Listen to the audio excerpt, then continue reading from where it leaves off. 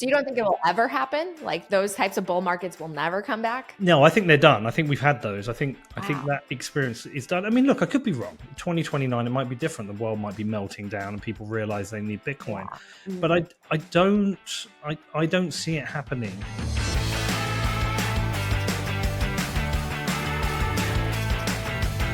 Hey everyone, welcome back to the show. I'm so excited to be recording with my first ever guest of Coin Stories. I think we haven't recorded since then on my show, which is crazy. Peter McCormack, the one and only, the legend, the one I'm trying to live up to. Peter, how are you? Thanks for joining me. Very good. It's very good to see you. Thank you for 2 visits now. I think you've made to Bedford. So thank you for that. Coming to see our project. I have horns. Yes, you do. Well, the bull market, it's appropriate. Look, congratulations on the show. I keep an eye from distance, and I've seen how super successful you've been. And it's the reason I quit making a Bitcoin podcast, because I didn't want you to catch up with me, so I ran away before you kicked my ass. But no, congratulations. You're getting everything you deserve. You've worked so hard. Your show's amazing, and I love you. You have left some really big shoes, and a lot of people were commenting that, oh my gosh, you left right before this crazy bull market where we hit 6 figures and all of that. So I guess maybe where we'll start is, how have you been doing since, and what's that transition been like? Because now you cover a lot of different topics on the show. There's still a thread, a strong undercurrent of Bitcoin, but you cover a lot of things, including politics. It's been great, Natalie. It's been really interesting. The time had come. 7.5 years of traveling back and forth to the US to make the shows was draining and demanding. And so there's a number of things going on. I've got the football club, so I wanted to come back and focus on that. I was bored of being single. It was a single life. As you know, I have a girlfriend now, which happened pretty soon after quitting the traveling. And she's amazing. She is amazing. She is amazing. And but also, I kind of, which might happen to you, I kind of got to the point where I think I'd covered enough Bitcoin. I felt like with Bitcoin there was like this idea that we can change the world with Bitcoin, right? So I felt like I had to go and leave and try and change the world, and take the knowledge and the experience that I had and just get out there into community and doing things. And doing a podcast is great. Traveling around the world is great. But back here in the UK, Natalie, it's not good. And I just wanted to become part of something that tries to fix those things. So that meant stopping the podcast as it was, stopping making Bitcoin the main player in the podcast, and focusing a lot more on UK issues. So look, it's been great. I've loved it. It's been a tough transition. It's been an interesting transition, actually, from afar, kind of ejecting yourself from the world of Bitcoin and then just observing it from far. That's also been interesting. And I've missed 6K. I've missed 6K Bitcoin. I've missed the whole treasury thing. Oh yeah. So what are your observations of the space from afar? Do you want my savage, brutal version? Well, so look, my savage, brutal version is that I said this when I did my presentation when you came to Bedford. Is like, I don't actually like the term Bitcoin fixes things. I think people fix things, and people with Bitcoin can fix things, but it requires people to go out there and do that. If you've made some, can we swear on your show? Would you rather? Yeah, we can bleep it out. Do you know, first 15 minutes of YouTube, you're not meant to swear. So look, if you've made FU money, I believe you should get out there and do something with it. And I see a lot of people have made their money and they're kind of drifting into the shadows a little bit, trying to kind of park themselves away from the limelight. And I think we should be doing the opposite. And so I think that's what I've been doing. I've been trying to fix a community, a lot of problems we've had in Bedford. And I think more people should be doing that. There's this scenario with Bitcoin that Thomas Pakia from Bitkey talks about. He said he sees a scenario where we all end up rich and depressed. And I understand the sentiment. What he's trying to say is that Bitcoin doesn't deliver on the goals we all talked about, which is financial freedom for everybody. And really, you just get a lot of centralized Bitcoin in these Bitcoin treasuries, and a lot of people get really rich and end up depressed because we didn't deliver on the mission. Now, I don't actually agree with them. I've got an entirely different view on this. I'm actually pro the Bitcoin treasuries. But I think, like I say, observing from afar, I think people need to get out and do more. I also feel like in some ways, Bitcoin's got a little bit boring, and I think that's a good thing. In that, I kind of look at the different phases, the different cycles of Bitcoin as different, almost like generations. In that, the first cycle from 2009 was really your cypherpunks, and then 2013 you had a lot of libertarians came in. Actually, probably more tech people. No, I think 2013 was libertarians. I think 2017 was a lot more about the tech play, expanding what Bitcoin can do. 2021 was a lot of economists were coming in and finance people. And now I think 2025 is a lot of government plays. I mean, how many things are there to discuss regarding Bitcoin? It is hard sometimes. It's exciting, but it's hard. But when I first looked at these treasuries, I was very negative on them. And then I read this thing that Hal Finney had said that Bitcoin cannot scale to 8 billion people. You will see these centralized pools of Bitcoin, and they'll probably become the banks and the capital allocators of the future. And I think I agree with that outlook. But yeah, so from afar, it's been interesting watching it. I mean, I've been around for about a year. What do you think? Coin Stories is proudly brought to you by Gemini. Investing in Bitcoin has never been easier with Gemini's Orange Bitcoin credit card. Earn up to 4% back in Bitcoin on everyday purchases like gas, dining, groceries, and more. With no annual fee, no foreign transaction fee, and no exchange fees on your rewards. This summer, also get 10% back in Bitcoin at golf courses. Plus, sign up today and get a $200 Bitcoin bonus when you spend $3,000 in your first 90 days. Apply now at gemini.com/Natalie. Next up, a quick word about my friends at Bitwise. They've been educating investors on Bitcoin for over 7 years, have over 10 billion in clients' assets, and a team of 100 plus. Their weekly newsletter is a must read. It's written by their CIO, Matt Hogan, one of the best minds in the business. I highly recommend it. It's witty, bold, and quick. Takes just 5 minutes to read each week. So head over to bitwiseinvestments.com/CIO memo. And always, of course, carefully consider the extreme risks associated with crypto. Coin Stories is also brought to you by Bitdeer, a global leader in disruptive technology for Bitcoin mining and high-performance computing for AI. Bitdeer trades under the stock ticker BTDR and boasts more than 2.5 gigawatts of electrical capacity across 3 continents. Learn more at bitdeer.com. Well, this is one of the reasons why I wanted to talk to you, because you started your podcast probably at the same time I first heard about Bitcoin, and I was not digging into it. I was at the time just like so many people, I dismissed it. I didn't go down the rabbit hole. And for me, it took me a few years to start getting on Bitcoin Twitter, reading the books, all of that. But I remember 2021 when I launched my show, that was like pandemonium. I mean, I was getting text messages every day. I was getting 1,000 new followers on X literally every day. Just nonstop hits. It was like this zeitgeist. I was like, whoa, there's clearly a demand for this. And then the FTX thing happened and the bubble popped and the winter came in, crypto winter, and things have not gotten back, I think, to that level of just retail craziness that you and Preston and other podcasters have described to me, that like all of a sudden it's just a hockey stick. It goes off and it's crazy. Personally, I don't know where that is, because the people in my life, and maybe this is why I'm not burned out at all, it's like I'm shouting up about Bitcoin, Bitcoin, Bitcoin. And I feel like the majority of mainstream is not paying attention at all. Yeah, you're right. So that I experienced that in 2017. I launched the show and very quickly grew. And I went through that I caught the kind of tail end of that bull market. And it was crazy. And then I got the same in 2021. And I sensed it wasn't going to happen in 2025. And I think there's a couple of reasons. The unit price is scary for people. They see 100K. It doesn't matter what you say or what you do. People say it's too expensive. They've missed it. They just that's a reality of it. So that is part to play. But I also think a lot of people are now acquiring Bitcoin or exposure to Bitcoin passively. Whether that's through an ETF, somebody who's managing their portfolio, whether that's through something like MicroStrategy.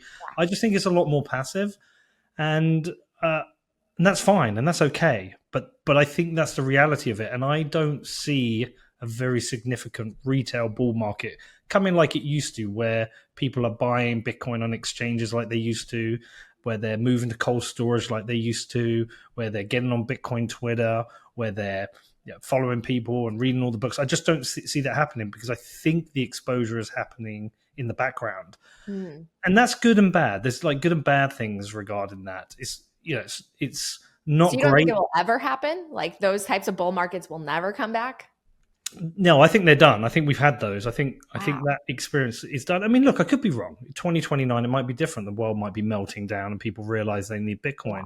Yeah. But I don't see it happening. There was another kind of key signal for me as well, and you've probably noticed this. This is probably a good one for you. Is that when I started the podcast in 2017, I wanted to interview Charlie Lee and Jameson Lopp, and I wanted to interview Giacomo Zucca, etc., etc. Mm-hmm.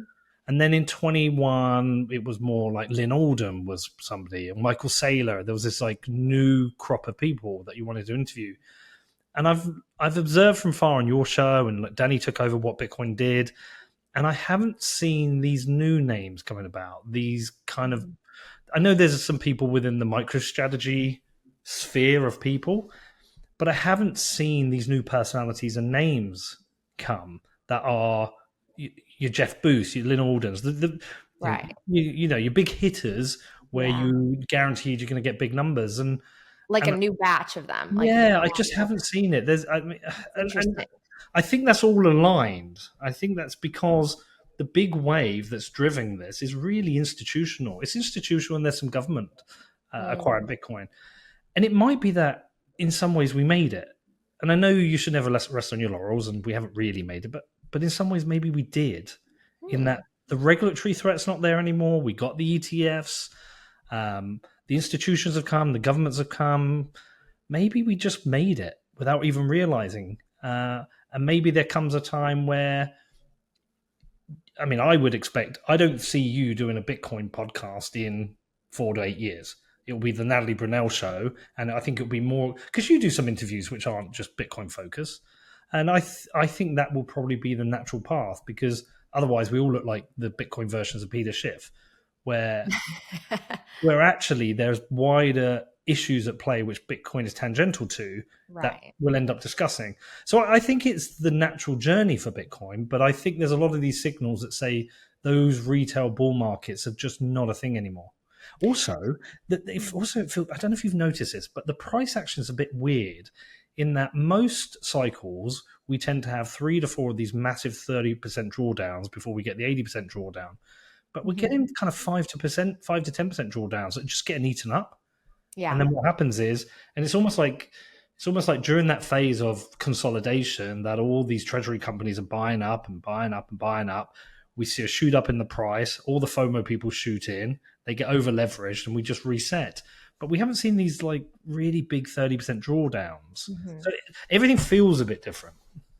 Yeah, I do agree with you. I mean, back in 2021, when a lot of the names emerged, I feel like there was more interest from everyone at the macro. I mean, I was someone who never studied economics before, and suddenly I was following Luke Groman and Lynn, and I wanted to know everything about what was happening with the Federal Reserve and interest rates and money printing. And now it seems like a lot of the interest has just turned into political stories, and people are getting very polarized once again, which is understandable, but kind of sad. And one thing that obviously you've been tackling is, and I've noticed this in your show, I feel like you've always been someone who defends the idea and the role of government, right? That we need regulation and it's for protecting people. And I feel like there's almost been like an evolution you've gone through in your show, interviewing people that maybe have more socialist views, because it's like they can't defend themselves very well. It doesn't really work, right? I would love to get your takes on that and just how you've evolved with your own political stances, because now I feel like you're very much representing more of the libertarian values that a lot of Bitcoiners. I'm a raging Hayekian libertarian. So yeah, it's been interesting. So when I first got into Bitcoin and was making the show, look, I'm from the UK, and it's very different from the US. We don't have this natural culture of freedom. It's very different. We like to stand in queues, and we do what the government tells us. And I always felt like, the government ultimately wants to be good, and these people ultimately, they're good people, and they're in tough circumstances, and they just want to make sure that the vulnerable in society are looked after. And the problem is that firstly, the role of government has changed, but as you get a lot closer to it, you just see all the flawed incentives and the terrible stuff that goes on. I think it was NVK who said to me, um, the way to become a libertarian is run a company, because you just get exposure to the government constantly screwing you, and I've experienced that with every single one of my companies, just the pain and pressure.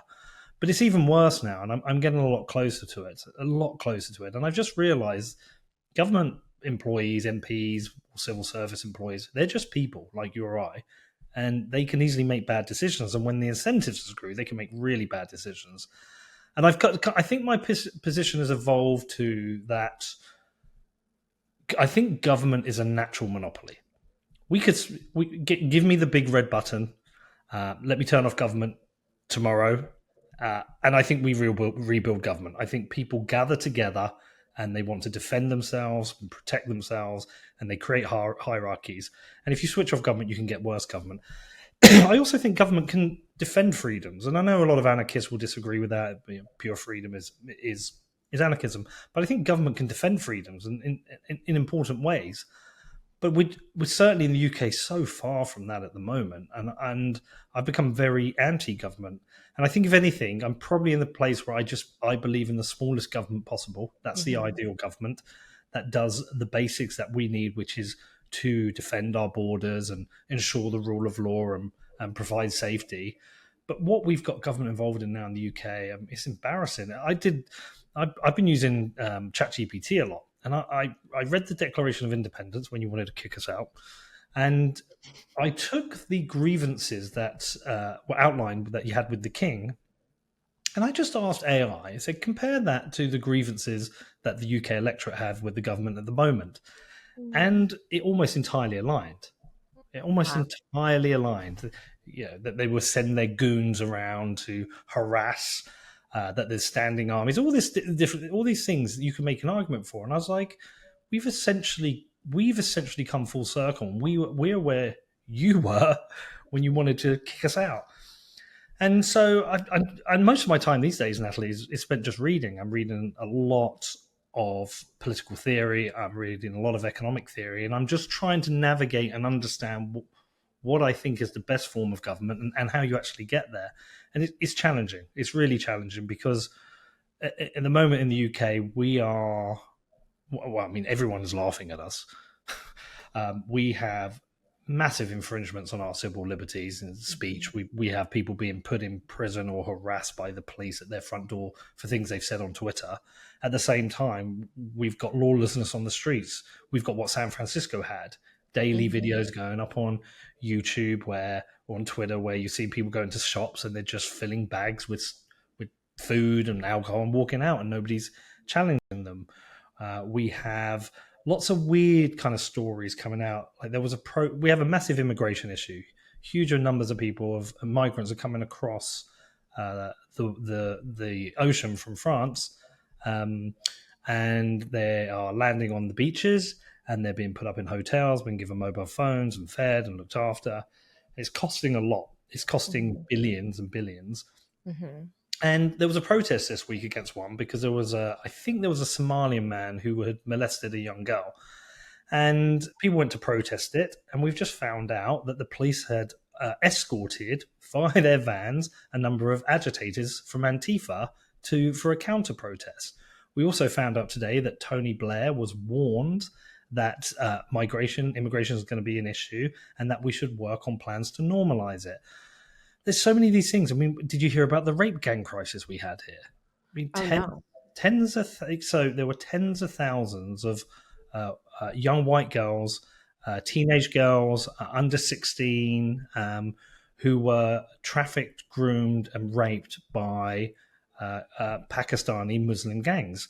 And there was a huge cover-up because they didn't want to incite racial tensions. And also that's a large voting base for certain political parties. So we're just getting endless things where you realize in the government that no longer works for us. It no longer works for our life, liberty, and the pursuit of happiness. It's no longer serving that anymore. So we're at a time now where I think massive civil disobedience is going to happen. We're going to see huge protests on the streets of the UK.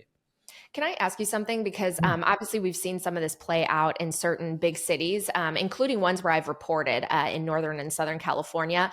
But specifically, when you're talking about these problems that are ballooning and manifesting across the UK, including where you live, I know you hired private security, which I want to hear about for Bedford. There seems to be a consensus when you talk to people on the street. They want public safety. They want, to feel like their kids can walk to school and get the education, and they want lower costs. Where's the disconnect? Because it's hard for a lot of people, I think, to believe that people run for office, get into power, and all of a sudden they just don't care or they benefit from it in some way. I mean, I think the whole system is entirely broken. There's a really good book in the UK by Ian Dunt, which I'm reading. It's called How Westminster Works and Why It Doesn't. You start to learn about all the incentives of politics. But I think the desire for power and the need to win and to secure votes has become the priority for political parties at any cost. And so at the moment, the Labour Party, which came in, they are traditionally quite a socialist party, care about the working class. They've come into power at a time when the economy isn't great. And the first decisions they made was to increase both regulation and taxation. And on the back of that, we've seen inflation go up. We've seen unemployment go up. The borrowing rates on our bonds has gone up. Every single economic indicator has gone in the wrong direction. Businesses are closing down everywhere. And the ones aren't closing down, they're on life support. It's really, really hard out there. Every economic advisor, when they suggested any of these ideas, said, do not do this. This will be the impact. They've done it and they've seen the impact. And I think what it is I don't think these people, firstly, I don't think they're particularly intelligent people. If you look at the Labour Party front bench, it is lawyers, trade unionists and charity workers. These aren't people who've run companies. These aren't people on a Friday night, Saturday night, are laying in bed worrying about how they're going to make payroll. Yeah. These aren't intelligent people. These are career politicians who found a way to get to the front bench. They've played the game. They've not upset anyone. And they've got their positions of power. And they're now ministers covering topics they have no understanding of. And they're just trying to maintain their position. So that's happened. But there's also been this kind of diversion in fairness in that if you play fair by the rules, if you try and operate a business and pay your taxation fairly, it's hard out there. But if you don't want to play by the rules, if you don't want to work, you've got welfare. You can claim, there's this mobility scheme in the UK where 20% of all new car registrations are for, where if you've got some kind of issue, you can claim a free car. If you are a landlord, you can rent your property to the local council for emergency housing and make more money you will in the private sector. I think the government now, rather than being something that coordinates and is for the betterment of society, has become this kind of organic pot of grifting where people look at it and go, right, if I do this, I can get a bunch of that money out of the government. And it just doesn't work. It's so utterly broken that it's quite depressing. Yeah. And to your point, incentives drive the outcomes. So what happened in Bedford specifically? Because I saw your post saying that you got fed up and you actually are spending your own money on security. Yeah. So, you've been to the coffee shop, you've seen it. I tend to, most days where I'm not going to London to make the show, I go sit in the window and work. And what happens is I get people come in regularly 2-3 times a day and talk to me. And I'm like, how's business and how's work and how are the kids, and just get to know people and find out what they think about the town. And I also just get to observe it. I mean, let's be honest here. So I put you up in what is a nice hotel. And what happened when you came outside? What did you see? Oh, yeah. There was someone like shooting up and cops came and it looked like California. I'm used to it in LA. So I would say 20 years ago in Bedford, it was a beautiful high street, bustling high street, lots of shops. And look, things change. We have out of town, you call them malls, we would call them retail parks. We have supermarkets, a bit like a Walmart. We have Tesco's and Sainsbury's where you can get everything. And then we have online. So there are things which have drawn people away from the town centre, but that's a draw away. We've got things now that are pushing people away from the town centre, in that we have a plague of alcoholism, drug addiction, shoplifting, aggressive begging, and I feel bad saying it, but there's a lot of undesirable people hanging around the town. And the problems that causes is that it affects the businesses, and people just don't want to come into the town. They'll say, yeah, Bedford's a dump. I don't want to come in now. Or I don't want to come in because I don't want my daughter to go in, or I don't want my wife to go in with the kids. Maybe before, when a wife would take the two kids in on a Thursday and go for coffee, they'll park at the local car park and they'll walk into town and meet their friends for a coffee. But if they go to the car park, they've got to run the gauntlet of somebody maybe shooting up heroin in the stairwell. Then they've got to navigate the gauntlet of alcoholics. They get to the high street and there's somebody yelling in their face, and they're just like, I'm not going to do this. I don't want to do this anymore.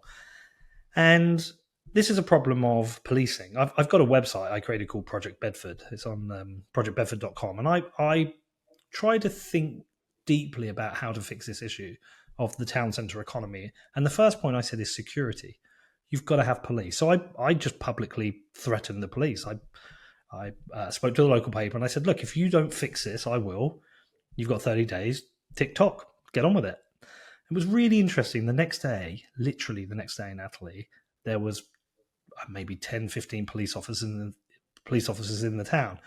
And they said they had a pre-planned operation to disrupt antisocial and criminal behavior in the town. And I'll give them a pass. I'll say, maybe you did.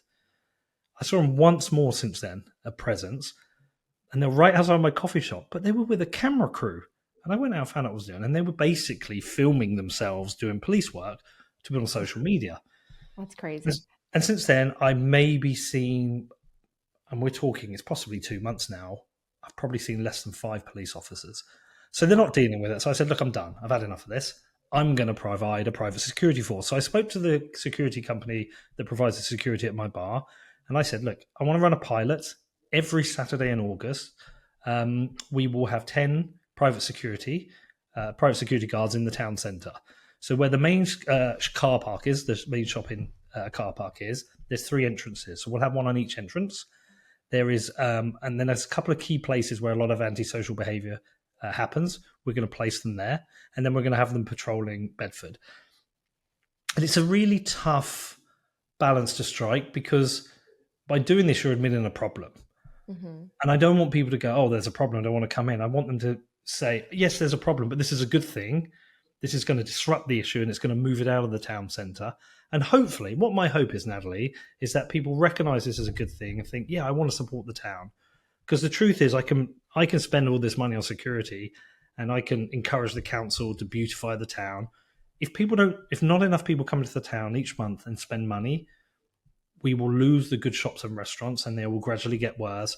And eventually it will be a ghost town of kind of dystopian whatever and crime. And it just won't be a nice place to go.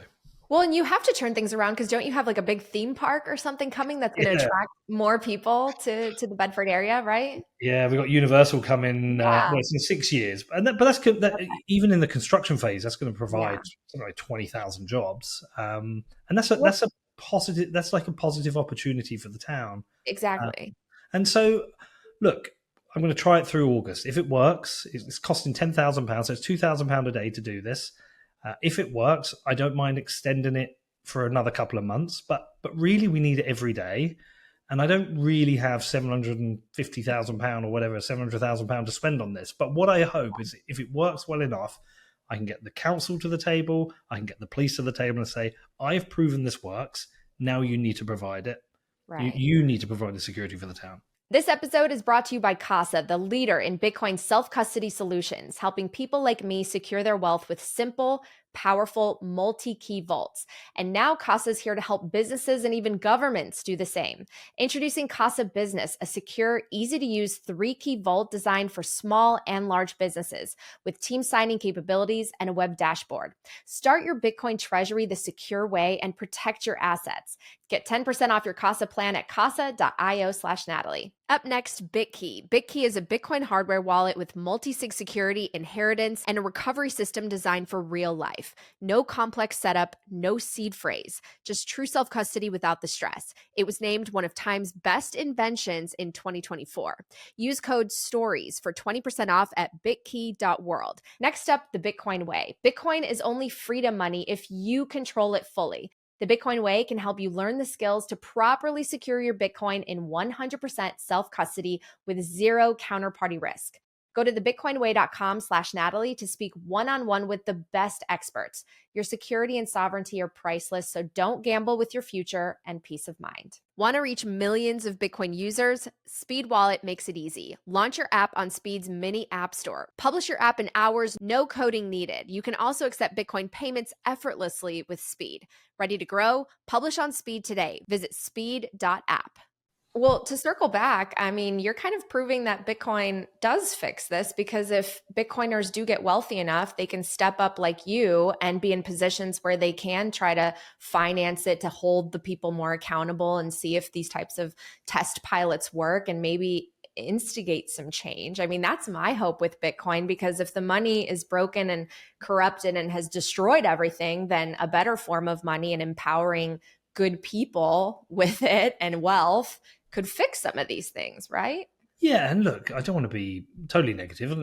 There's some people out there in Bitcoin doing some amazing things, who are putting their hands in their pockets, are supporting ideas and projects.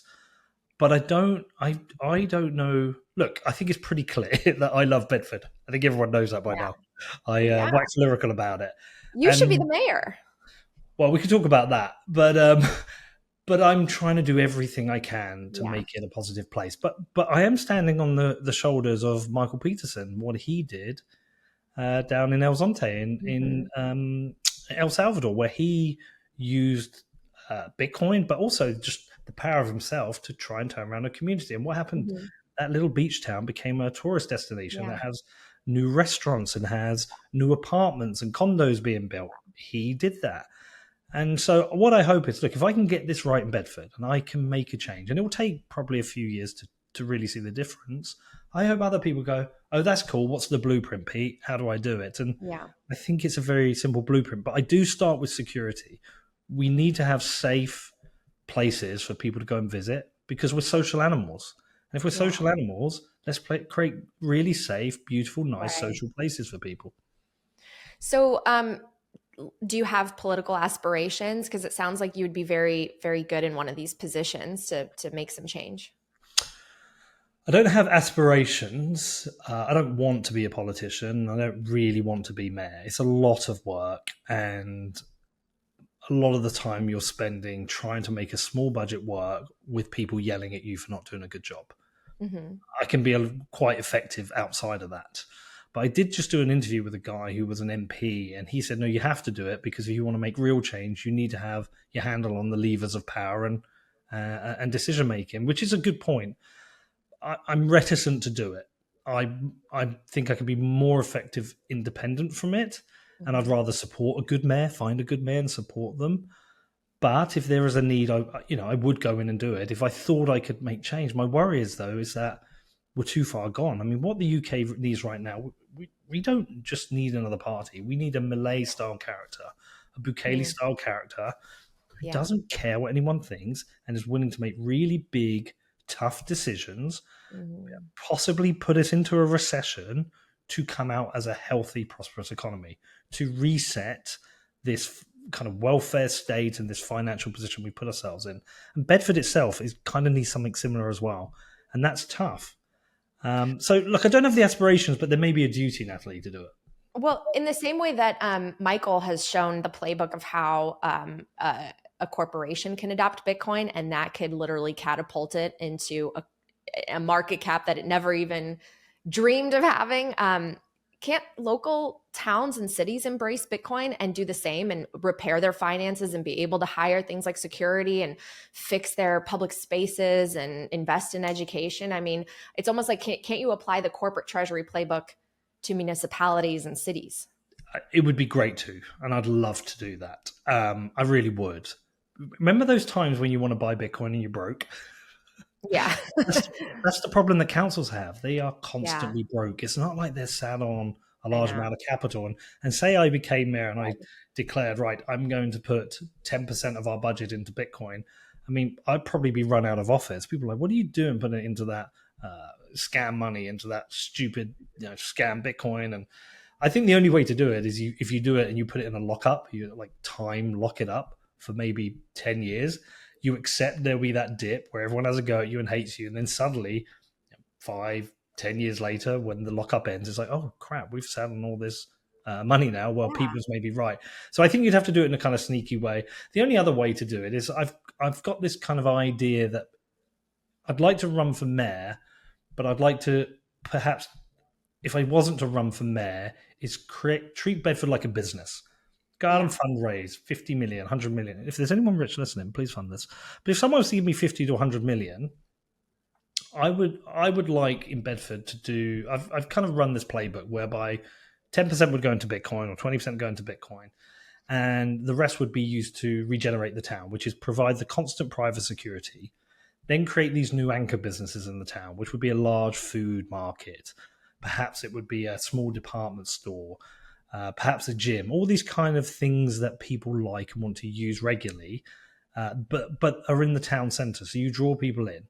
I would like to make it something whereby everybody who works for the company is a shareholder. So there's a percent upside for the Mm. people who work for it. And then potentially put some money into an incubator to help people who want to launch the smaller businesses that this fund doesn't want to do, and support them and provide business advice. And then probably use the rest to buy up land and property as a kind of defensive move. I think if I did that, I could make it a success, and I That's think that would interesting.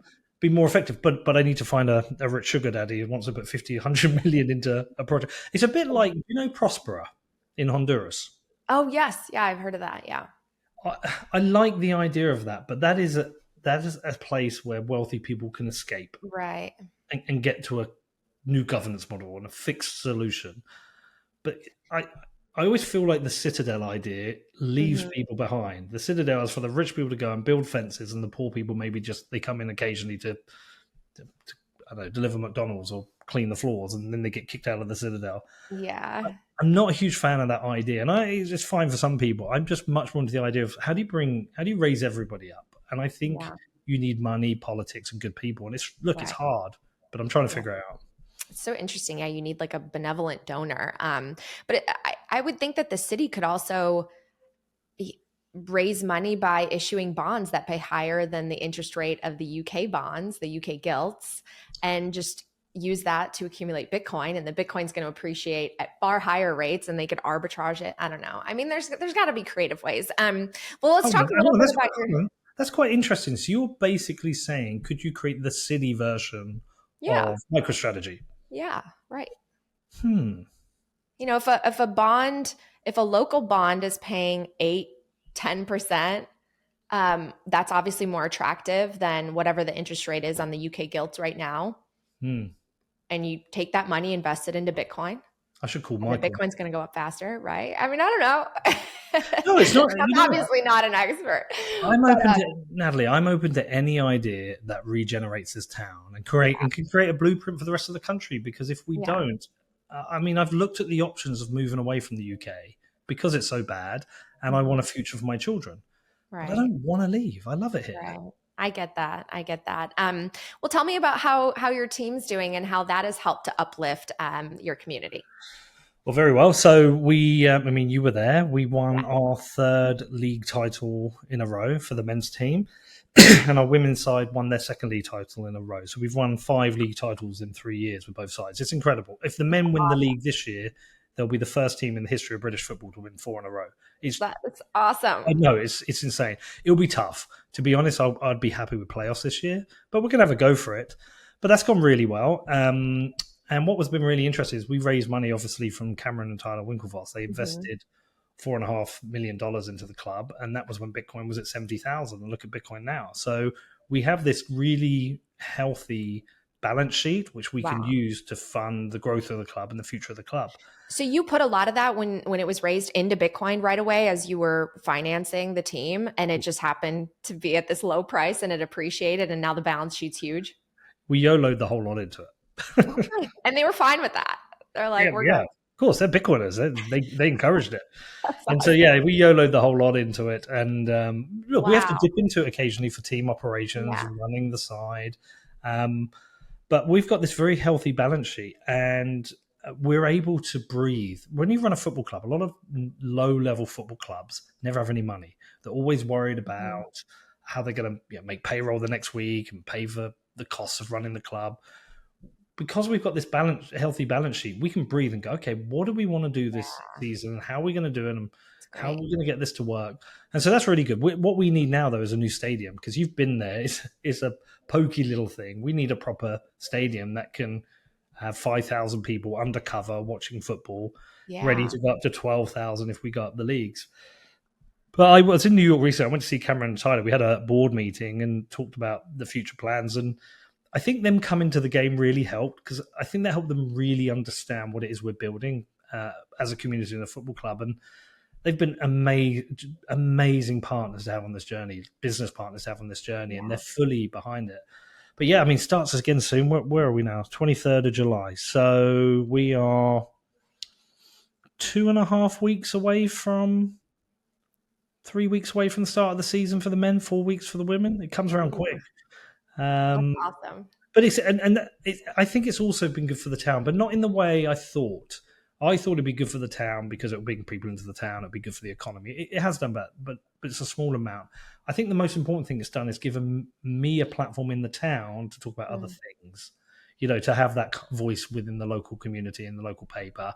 And I've had that kind of proof that I care about the town, because Mm-hmm. not only have we got the football team, but we fund youth football for girls aged 7 to 18. We fund youth football boys similar 7 to 18. We've just set up Real Bedford Elite, which is 4 elite boys teams to play in what's called the Junior Premier League.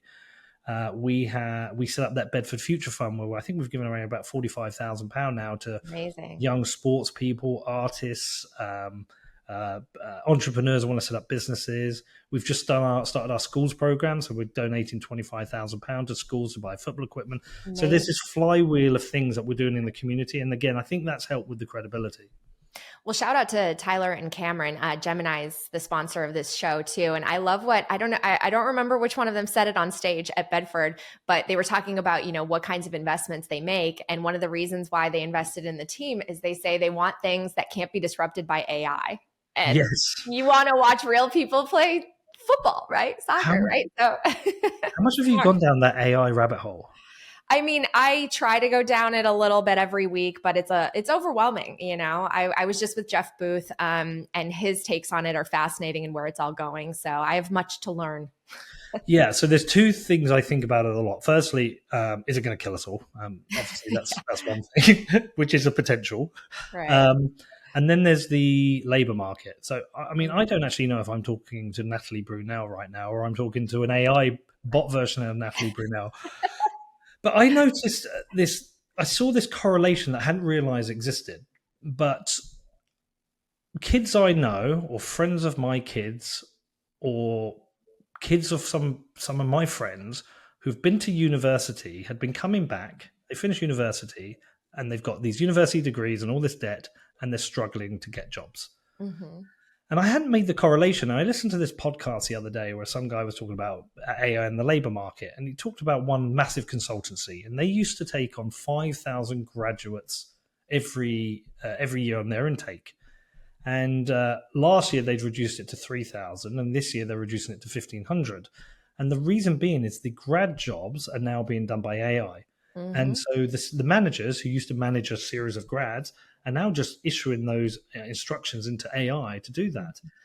And I was like, okay, that's interesting, because I'd noticed like the creative market. I mean, I don't know about you, but when I'm releasing a podcast, we use AI to do things like show notes and timestamps, right? Yep. I used to pay somebody to do that.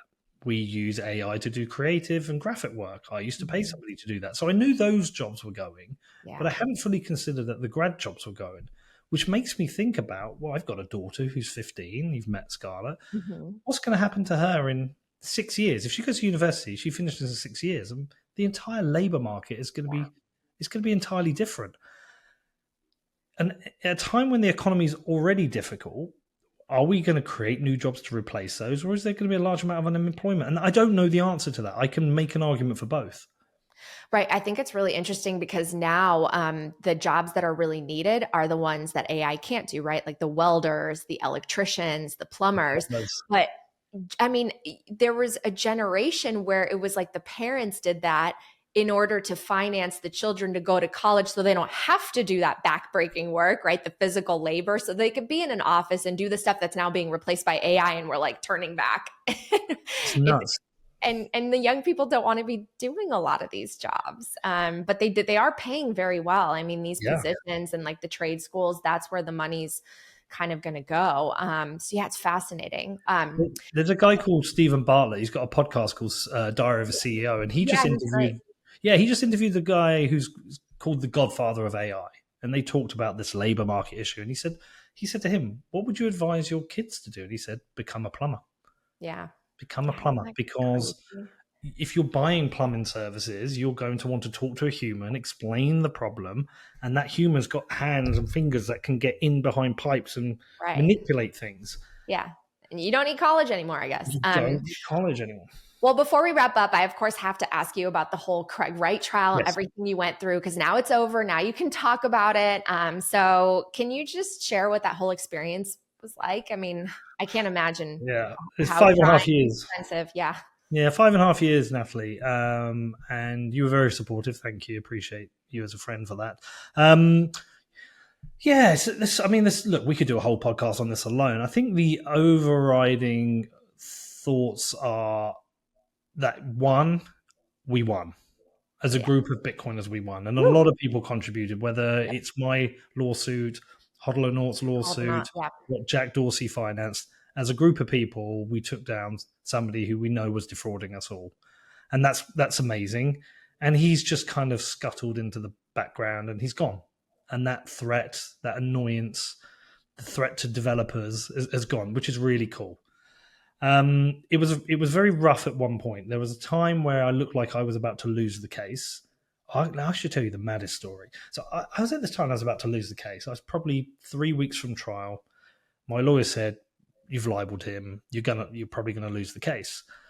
And I was like, "What does that mean?" They said, "Well, you have to pay all our legal fees, and my legal fees are about 1.5 million, and you have to pay all his legal fees, were about 4.5 million, and these are pounds. No. So that's in dollar terms. I don't know where we're at there. Maybe $7, $8, $9 million. I But don't this know. is all just because you basically said the truth. You said he is not Satoshi, right? I mean, Yeah, you didn't even say anything that dramatic. no, but we have libel laws in the UK, and we don't have protection in any way. We don't have a First Amendment like you guys do. We don't even have SLAP laws, which is strategic litigation against people of public interest or something or other. We don't have that protection, which you also have in the US. And Can you actually just make one a highlighted point here? Because when I learned about what you were going through, it was confusing at first because I'm obviously living here. I'm like, how can he sue you for that? There's free speech. But he couldn't go after like a podcaster in the US, but no. specifically he could go after you because you were in the UK, right? Can you explain that? Well, he could. I mean, you can sue people for libel in the US. I mean, I think Trump's suing people at the moment, but the bar is so high they almost Mhm. always fail. I mean, didn't Elon Musk call that guy who tried to rescue the Thai kids a pedo, and that libel case failed? So there's a very high bar, but in the UK there isn't, Hmm. and you haven't to prove a negative. If I say Craig Wright is not Satoshi, and he says he is, well, then there's the assumption is that he's telling the truth, and I have to prove that he's not. Wow. And the problem with libel in the UK isn't so much the libel itself, because they were only claiming 100,000 for me. The problem is the legal process is so lengthy. I mean, it's 5.5 years it took, and the costs run up. So if you're a wealthy person, you can actually weaponize the system against the person you're suing, so they run Yeah. out of money. It becomes like a game, and Horrible. that kind of happened for me at one point, but we got to the point whereby I was going to lose. And I made an offer to settle. I looked in my bank account and my assets, and I went back to him and said, "I'll give you all this." It wasn't a lot. It was like $300,000. And I said, "I will settle. You've won. I'm sorry. Don't bankrupt me." He turned it down, which is amazing. But Wow. the reason I wanted to settle is because I would have been liable for all the costs. Right. There's a process that you go through. So the first thing would happen, all my assets would have been sold. Bitcoin, emptied my bank account, my podcast would have been sold on the open market, my football club shares, every single thing I own would have been sold to fund him. That wouldn't have covered the costs. I would have been allowed to stay in my house for a year because I've got children. At the end of that year, they would have forced sold my house. I would have been homeless and without a job. My life would have been utterly destroyed. And so it was not a good time. I think me and Danny were in Texas at the time recording the podcast, and we were trying to think of all ways of like, could I sell the podcast now? But there's clawbacks. I was basically screwed. It was awful. I couldn't sleep. It affected everyone. This really weird thing happened. There's this Twitter account called Trackbender. I don't know if you've seen it. They're a Bitcoiner. And their account is a real doll. Have you ever seen the film Lars and the Real Girl, or Lars and the Real Doll? No. It's just have you seen these sex dolls that are like made of silicone and look real? No. Search for it afterwards. Just search for real dolls. Okay. It's an account with big boobs who takes lots of photos that have kind of Bitcoin logos in the middle. I know this is kind of weird. Bear with me. I know all about this. This account had been messaging me about Craig Wright. I'd been kind of ignoring them. And then they messaged me and said, let me tee this up first. So you have this thing in the UK where you sue for libel, you have to prove, even though it's easy to win, you still have to prove serious harm. You have to submit something called serious harm. And so Craig, because if there's no harm, say Natalie, I libel you and I say, you're a rubbish podcaster, and there's no harm to you, there's no libel. Right. But if I say, Natalie, you're a rubbish podcaster, and suddenly your downloads drop by half, I've caused serious harm. And that's how they adjudicate what the settlement is. And so he said he'd been disinvited from all these conferences because people had read my tweets and didn't think he was Satoshi anymore and destroyed his credibility. And then a couple of other things. He said he was afraid to go to drop his kids off at school, and I'd ruined his chance to become a pastor or some nonsense.